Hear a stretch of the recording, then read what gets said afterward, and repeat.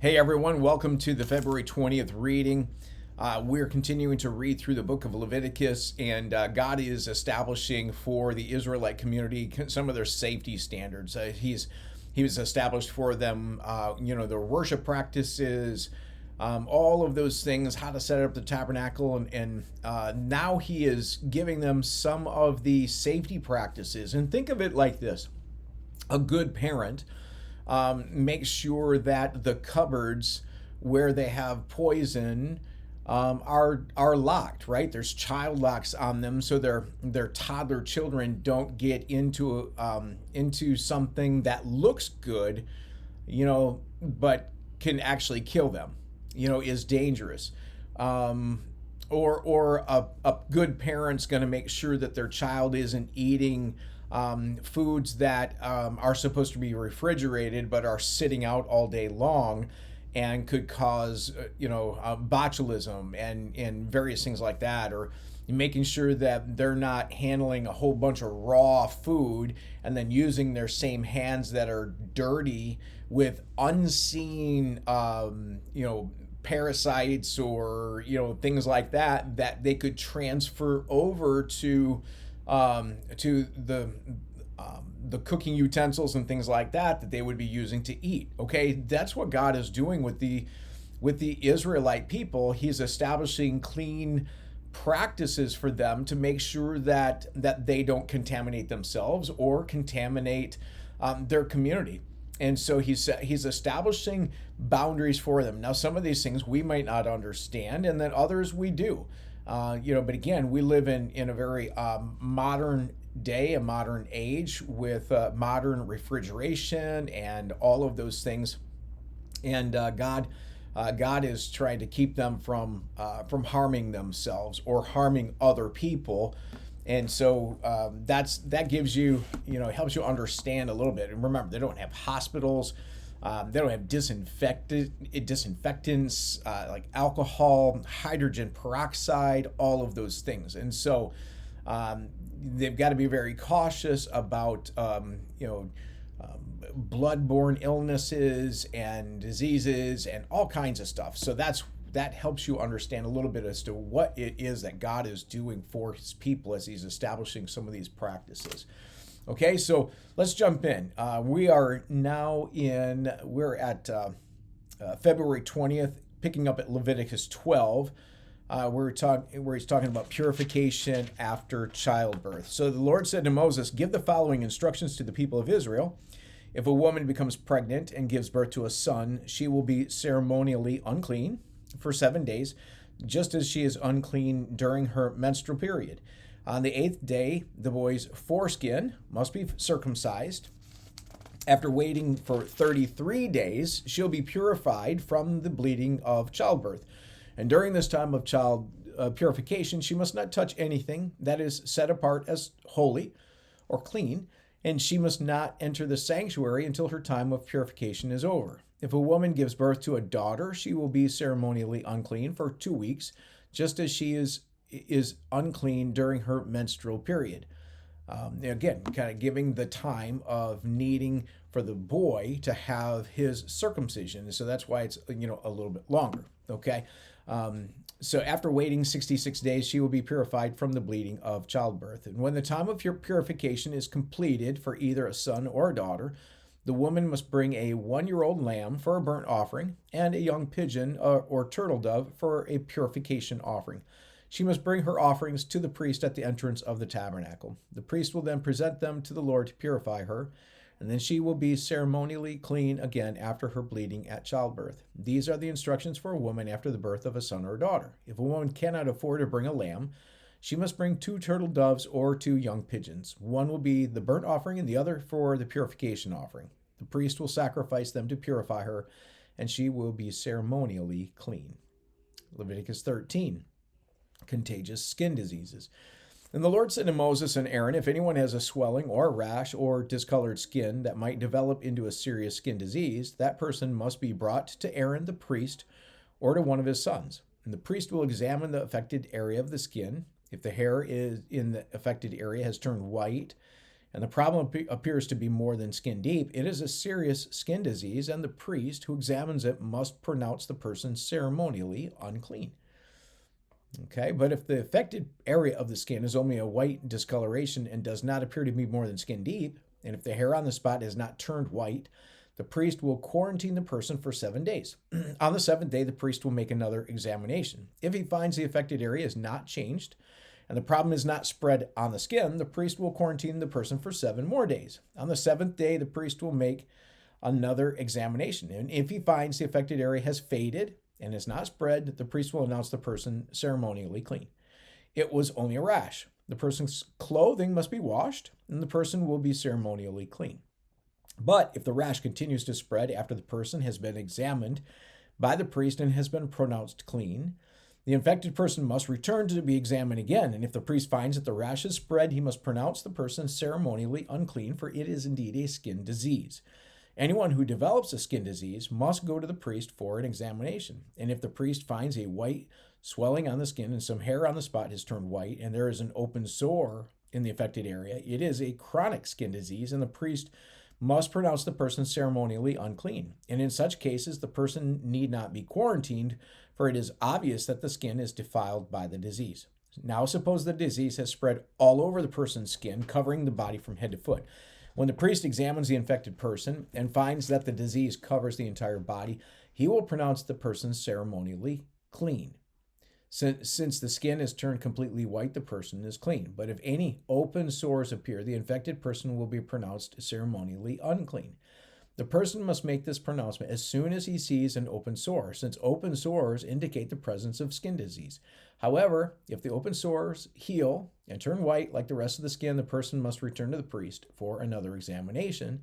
And if the affected areas have indeed turned white, the priest will then pronounce the person ceremonially clean by declaring you are clean. And if anyone has a boil on the skin that has started to heal, but a white swelling or reddish white spot develops in its place, that person must go to the priest to be examined. If the priest examines it and finds it to be more than skin deep, and if the hair in the affected area has turned white, the priest must pronounce the person ceremonially unclean. The boil has become a serious skin disease. But if the priest finds no white hair on the affected area and the problem appears to be no more than skin deep and has faded, the priest must quarantine the person for 7 days. And if during that time the affected area spreads on the skin, the priest must pronounce the person ceremonially unclean, because it is a serious disease. But if the area grows no larger, does not spread, it is merely the scar from the boil, and the priest will pronounce the person ceremonially clean. Okay. If anyone has suffered a burn on the skin and the burned area changes color, becoming either reddish white or shiny white, the priest must examine it. If he finds that the hair in the affected area has turned white and the problem appears to be more than skin deep, a skin disease has broken out in the burn. The priest must then pronounce the person ceremonially unclean, for it is clearly a serious skin disease. But if the priest finds no white hair on the affected area and the problem appears to be no more than skin deep and has faded, the priest must quarantine the infected person for 7 days. And on the 7th day, the priest must examine the person again. And if the affected area has spread on the skin, the priest must pronounce the person ceremonially unclean, for it is clearly a serious skin disease. But if the affected area has not changed or spread on the skin and has faded, it is simply a swelling from the burn. And the priest will then pronounce the person ceremonially clean, for it is only the scar from the burn. If anyone, either a man or a woman, has a sore on the head or chin, the priest must examine it. If he finds it to be more than skin deep and has fine yellow hair on it, the priest must pronounce the person ceremonially unclean. It is a scabby sore of the head or chin. If the priest examines the scabby sore and finds that it is only skin deep but there is no black hair on it, he must quarantine the person for 7 days. And on the 7th day, the priest must examine the sore again. And if he finds that the scabby sore is not spread and there is no yellow hair on it and it appears to be only skin deep, the person must shave off all the hair except the hair on the affected area. And then the priest must quarantine the person for another 7 days. And on the 7th day, he'll examine the sore again. If it has not spread and appears to be no more than skin deep, the priest will pronounce the person ceremonially clean. The person's clothing must be washed, and the person will be ceremonially clean. But if the scabby sore begins to spread after the person is pronounced clean, the priest must do another examination. If he finds that the sore is spread, the priest does not need to look For yellow hair, the infected person is ceremonially unclean. But if the color of the scabby sore does not change and black hair has grown on it, it has healed. The priest will then pronounce the person ceremonially clean. If anyone, either a man or a woman, has shiny white patches on the skin, the priest must examine the affected area. If he finds that the shiny patches are only pale white, this is a harmless skin rash and the person is ceremonially clean. If a man loses his hair and his head becomes bald, he is still ceremonially clean. I'm grateful for that. And if he loses hair on his forehead, he simply has a bald forehead. He is still clean. However, if a reddish white sore appears on the bald area at the top of or back of his head, this is a skin disease. The priest must examine him, and if he finds swelling around the reddish white sore anywhere on the man's head and it looks like a skin disease, the man is indeed infected with a skin disease and is unclean. The priest must pronounce him ceremonially unclean because of the sore on his head. Those who suffer from a serious skin disease must tear their clothing and leave their hair uncombed. They must cover their mouth and call out unclean, unclean. As long as the serious disease lasts, they will be ceremonially unclean. They must live in isolation in their place outside the camp. So again, they're trying to keep from spreading something throughout the camp. Okay, now suppose mildew contaminates some woolen or linen clothing. Okay, woolen or linen fabric, the hide of an animal, or anything made of leather. Okay, we're talking molds here, right? If the contaminated area in the clothing, the animal hide, the fabric, or the leather article has turned greenish or reddish, it is contaminated with mildew and must be shown to the priest. After examining the affected spot, the priest will put the article in quarantine for 7 days. On the 7th day, the priest must inspect it again. If the contaminated area has spread, the clothing or fabric or leather is clearly contaminated by a serious mildew and is ceremonially unclean. And the priest must burn the item, the clothing, the wool or linen fabric or a piece of leather, for it has been contaminated by this serious mildew. It must be completely destroyed by fire. But if the priest examines it and finds that the contaminated area has not spread in the clothing, the fabric, or the leather, the priest will order the object to be washed and then quarantined for 7 more days. Then the priest must examine the object again. And if he finds that the contaminated area has not changed color after being washed, even if it did not spread, the object is defiled. It must be completely burned up, whether the contaminated spot is on the inside or outside. But if the priest examines it and finds that the contaminated area has faded after being washed, he must cut the spot from the clothing, the fabric, or the leather. And if the spot later reappears on the clothing, the fabric, or leather article, the mildew is clearly spreading, and the contaminated object must be burned up. But if the spot disappears from the clothing, the fabric, or the leather article, after it has been washed, it must be washed again, and then will be ceremonially clean. These are the instructions for dealing with mildew that contaminates woolen or linen clothing or fabric or anything made of leather. This is how the priest will determine whether these items are ceremonially clean or unclean. And the Lord said to Moses, the following instructions are for those seeking ceremonial purification from a skin disease. Those who have been healed must be brought to the priest, who will examine them at a place outside the camp. And if the priest finds that someone has been healed of a serious skin disease, he will perform a purification ceremony using 2 live birds that are ceremonially clean, a stick of cedar, some scarlet yarn, and a hyssop branch. The priest will order that 1 bird be slaughtered over a clay pot filled with fresh water. And he will take the live bird, the cedar stick, the scarlet yarn, and the hyssop branch, and dip them into the blood of the bird that was slaughtered over the fresh water. The priest will then sprinkle the blood of the dead bird 7 times on the person being purified of the skin disease.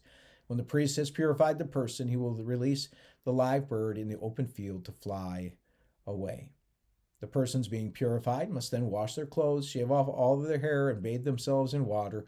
Then they will be ceremonially clean and may return to the camp. However, they must remain outside their tents for 7 days. On the 7th day, they must again shave all the hair from their heads, including the hair of the beard and the eyebrows.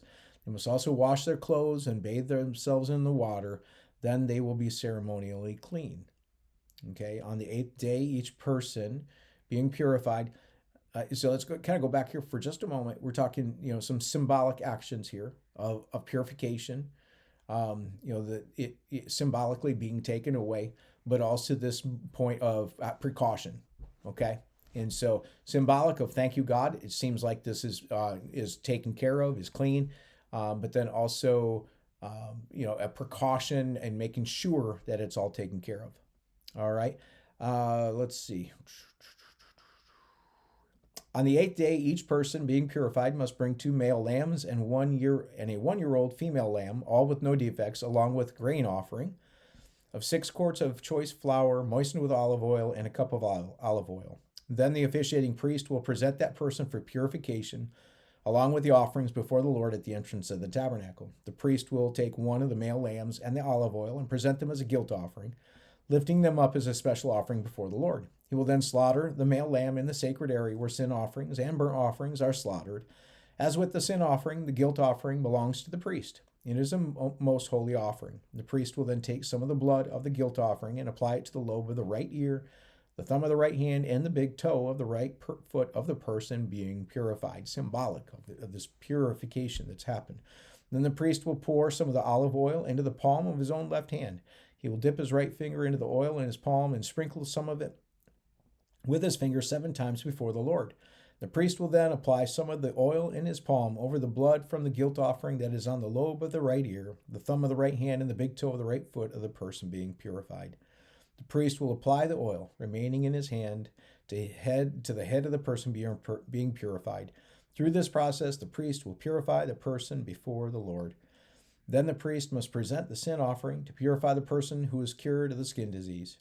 After that, the priest will slaughter the burnt offering and offer it on the altar along with the grain offering. Through this process, the priest will purify the person who is healed, and the person will be ceremonially clean. But anyone who is too poor and cannot afford these offerings may bring 1 male lamb for a guilt offering, to be lifted up as a special offering for purification. The person must also bring 2 quarts of choice flour moistened with olive oil for the grain offering and a cup of olive oil. The offering must also include 2 turtle doves or 2 young pigeons, whichever the person can afford. One of the pair must be used for the sin offering and the other for a burnt offering. And on the 8th day of the purification ceremony, the person being purified must bring the offerings to the priest in the Lord's presence at the entrance of the tabernacle. The priest will take the lamb for the guilt offering, along with the olive oil, and lift them up as a special offering to the Lord. Then the priest will slaughter the lamb for the guilt offering. He will take some of its blood and apply it to the lobe of the right ear, the thumb of the right hand, and the big toe of the right foot of the person being purified. And the priest will also pour some of the olive oil into the palm of his own left hand. He will dip his right finger into the oil of his palm and sprinkle some of it 7 times before the Lord. And the priest will then apply some of the oil in his palm over the blood from the guilt offering that is on the lobe of the right ear, the thumb of the right hand, and the big toe of the right foot of the person being purified. The priest will apply the oil remaining in his hand to the head of the person being purified. Through this process, the priest will purify the person before the Lord. And then the priest will offer 2 turtle doves or the 2 young pigeons, whichever the person can afford. And one of them is for a sin offering, and the other for a burnt offering, to be presented along with the grain offering. Through this process, the priest will purify the person before the Lord. These are the instructions for purification for those who have recovered from a serious skin disease, but who cannot afford to bring the offerings normally required for the ceremony of purification. Okay, just real quick here. I just want you to think of what happens when a person has cancer and they go through the process of chemo, radiation treatments, and they finally have finished it. Doctors do their final tests, they do PET scans, right, and they come back and they find that they're clean, and they give a stamp of ceremonial cleanliness, right? They write on the charts that this person, the cancer is in remission. And then what does the person do? At many of the places where they go and they're treated, they ring a bell, right? They ring a bell. I have friends that had cancer treatment, and they got to ring the bell saying that they were done and that they were in remission, and it was just an incredible celebration. You see that happening here? There's this awesome, and then, by the way, comes some of the bills for all of the treatment, right? And that they end up paying. There's a lot of this mixed into here, right? A person who's had a serious skin disease and they're healed, in this process of the priest who's also acting as the chief doctor of the tribe, right, of the nation. These doctors, and they are observing, skin diseases and things like that. And some people are staying outside of the camp and they're quarantined and they're making sure, like hospitals do, right? And they've got people in their different areas and they're keeping people safe. And then they're treating them, and they're monitoring. And those people, they've got to be taken care of, right? They've got the nurses and doctors. They need to have some payment for the care that they're giving, and same with the priests. There's got to be some payment for the for the care that's given. And so there's some of these ceremonial purification offerings and things like that, and they're coming in and they're taking care of the priests that are taking care of them. They are giving thanks to God in the process. They're spiritually making sure that their lives are right with God, so they don't ever stop worship in the midst of treating their sicknesses and things like that. And then when they're done, they get to ring the bell with this incredible ceremony of the oil in the palm, this blood on the right ear, on the right thumb, on the right toe, big toe of their foot. Say, they're completely God's, they're completely clean. And there's this anointing oil, which, by the way, the scripture tells us in the New Testament that if any of you sick, let him call on the elders, and who will anoint the person with oil, and that the person will be healed. And that's a part of this whole process. It's this: we're going to pray, we're going to treat, and we're going to trust God for healing. And when he heals, we are going to celebrate. Wow. Isn't that amazing? We see God establishing doctors, establishing care, establishing, really goodness for the community of believers, the community, this nation that he's forming. What a beautiful thing. I know it can seem a little bit confusing because these aren't always necessarily translated in the same way that we would, in that a doctor who is a board certified person sits down, examines, and then ceremonially clean there's these declarations of this person has gone through the process, and I certify ceremonially that they're clean. Okay, and they write their signatures on it, on their charts, and that's often what's happening here as well. It's pretty amazing, isn't it? And you get to see how God is taking care of his people, and I hope that helps you understand it a little bit more. So looking forward to jumping back in tomorrow as we continue with our reading about what God tells them to do when houses become contaminated with mold and things like that. And really important lessons that he's teaching to the community, because he cares for them. And I just want to encourage you to know that God cares for you as well. He loves you. He cares about you. And I care about you too. I'm so glad that you're reading the Word of God with me. We'll see you tomorrow.